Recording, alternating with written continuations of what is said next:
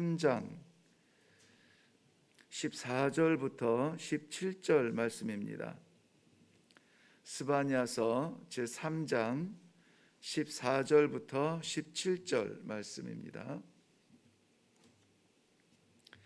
찾으셨으면 우리 같이 한 목소리로 읽겠습니다. 시작. 시온에 따라 노래할지어다. 이스라엘아 기쁘게 부를지어다.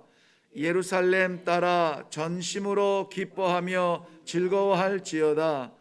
여호와가 내 형벌을 제거하였고 내 원수를 쫓아냈으며 이스라엘 왕 여호와가 내 가운데 계시니 내가 다시는 화를 당할까 두려워하지 아니할 것이라. 그 날에 사람이 예루살렘에 이르기를 두려워하지 말라. 시온아 내 손을 늘어뜨리지 말라.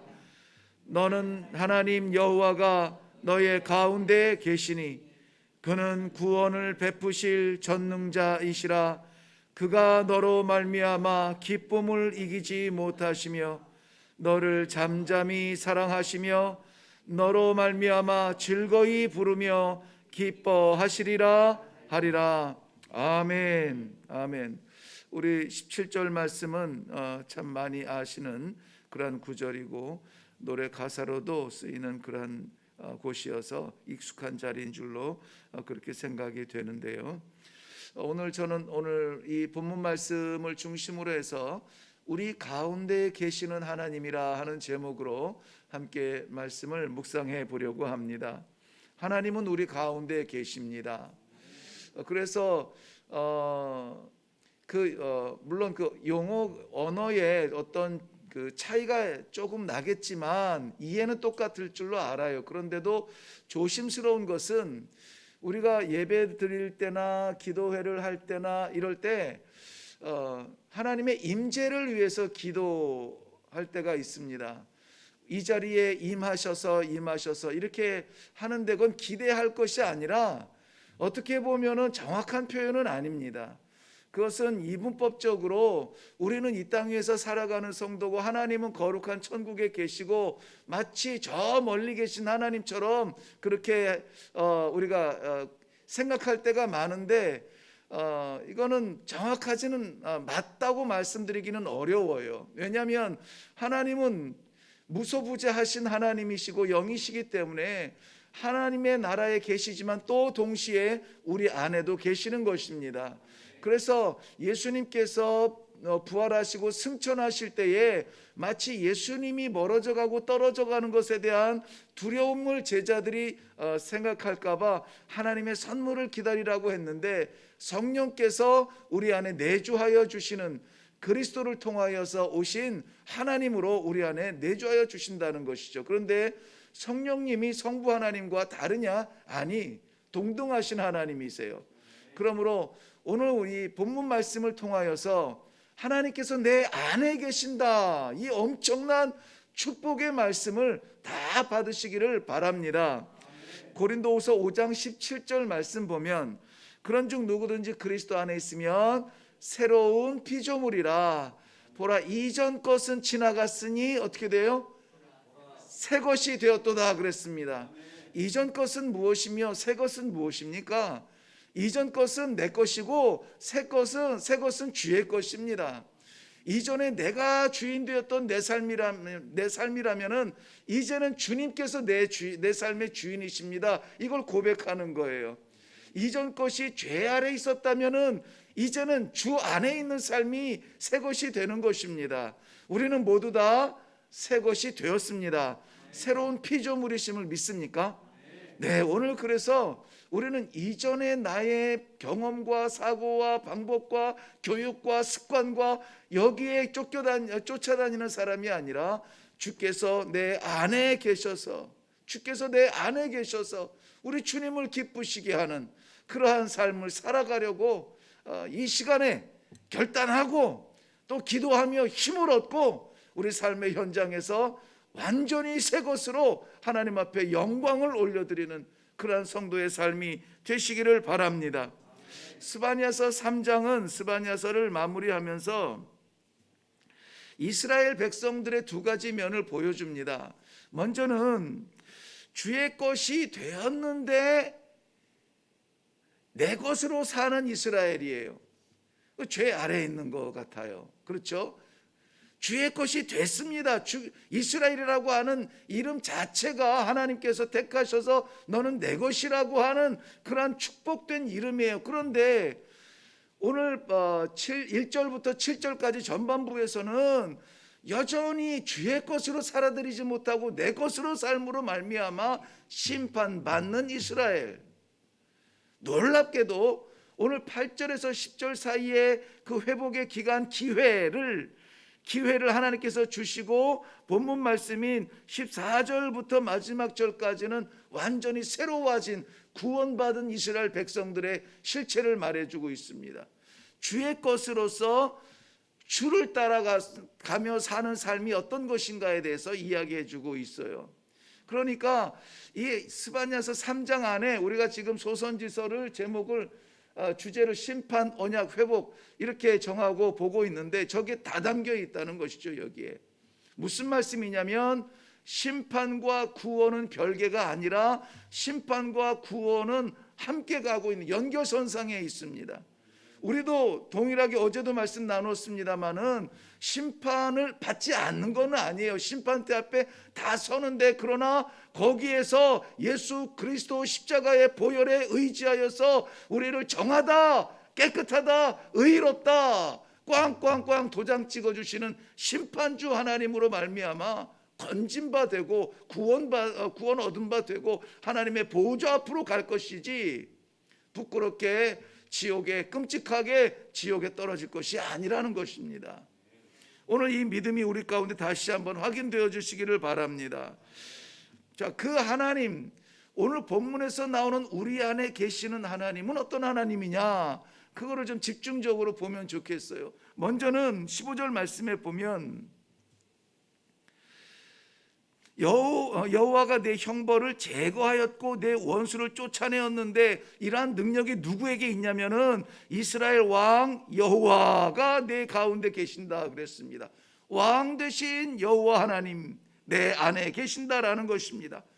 그 왕 되신 하나님이 우리 안에 계시다면은 우리는 두려울 것이 없습니다. 그리고 우리가 주장할 것이 없습니다. 왕의 판단이요, 왕의 명령이요, 왕을 따라 사는 것입니다. 그러므로 우리 옛날에 사극이나 이런 데 보면은 죄를 지은 사람들이 이 사약을 받으라 이러잖아요. 근데 이 사약이라고 하는 게 죽을 사자를 쓰는 게 아니더라고요. 하사한다 할 때 주는 거 받는 그 사자를 써서 죽으니 나의 왕이 주는 거니까는 주는 약이니까는 받아 먹는 거예요. 거부하지 않는 겁니다. 이것을 먹으면 죽는지 알면서도 먹는 거예요. 그게 사약이더라고요. 우리 하나님께서 우리에게 불편한 것을 명령하실지라도 왕이 명령하시는 거니까는 따라가는 겁니다. 그렇게 되면 어떻게 돼요? 우리의 왕 되신 하나님은 인자하신 하나님, 사랑의 하나님이세요. 그의 백성이 망하는 것을 망하는 길로 인도하지 아니하시고 구원하시기 위한, 오늘 본문에서도 뭐라고 합니까? 내 형벌을 제거하였고 내 원수를 쫓아내시는 그 하나님이 우리의 왕 되신다라고 하는 것입니다.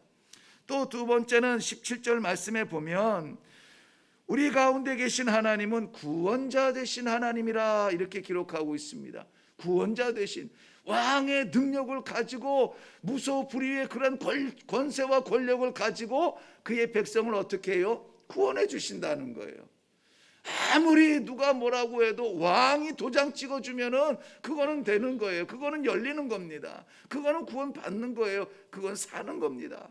왕께서 우리 안에 계셔서 도장 찍어주시고 우리를 건져주실 때에는 그 구원이 부러운 구원이 아니라 우리의 구원입니다. 우리는 그 도장을 받았고 구원받은 백성으로 살아가는 것입니다. 아무도 빼앗을 수 없는 구원입니다. 우리 안에 계신 이 왕 되신 하나님, 오늘 보세요. 내 형벌을 제거하고 내 원수를 쫓아낸다. 이 모두 다 이렇게 드러낸다는 거예요. 잘라낸다는 것입니다. 없어요. 지워졌습니다. 누가 했으니까? 왕이 했으니까요. 더 이상 이런 것에 얽매이지 않고 그런가 하여서 두려워하지 아니하고, 정말 그래서 하나님께서 우리의 마음속에 기대하는 것이, 왜 새 것이 되었는데 옛것 속에서 다 갇혀가지고 가슴 치며 살아가느냐고요. 하나님께서 가나안 땅을 여호수아를 통하여서 정복하라 하실 때에 주신 것은 지혜도 필요한데요, 용기도 필요한데요, 군사도 필요한데요, 많은 것들이 필요하지만 뭐라고 주문하십니까? 담대하라 그랬어요. 담대하라. 강하고 담대하라. 왜요? 내가 너와 함께 할 거니까 담대하라. 두려워하지 말라. 이 마음이 오늘을 살아가는 우리에게 무엇보다 필요한 말씀입니다. 많은 것들이 우리를 고민에 빠뜨리고 염려에 빠뜨리고 하지만은 왜 이 예수쟁이들은, 왜 이 성도라고 하는 사람들은 그런 와중에 찬송합니까? 왕 되신 하나님께서 나의 모든 염려를 뽑아주시고 내가 겪어야 될 모든 근심 걱정들을 다 제거해 주시고 왕의 자녀의 그 대로를 오늘 걷게 하시는데, 약속하시고 이루어 주셨는데 두려워 떨지 않기를 바랍니다. 하나님 말씀을 그대로 받으시기를 바라요. 두 번째, 우리 안에 계신 하나님은 구원의 하나님이다 이렇게 말씀하시는데요. 17절 말씀 보면 여호와 하나님만이 구원을 베푸실 전능자라 그랬습니다. 다른 이는 없습니다. 다른 이는 없는데 오직 하나님만 구원을 베푸실 전능자시라 그랬습니다. 우리 잘 아는 시편 23편 4절 말씀에는 내가 사망의 음침한 골짜기를 다닐지라도 해를 두려워하지 아니할 것은 주께서 어떻게 해요? 나와 함께 함이니라. 주의 지팡이와 막대기가 나를 안위하시느니라, 지켜주시느니라 라고 말씀하고 있습니다.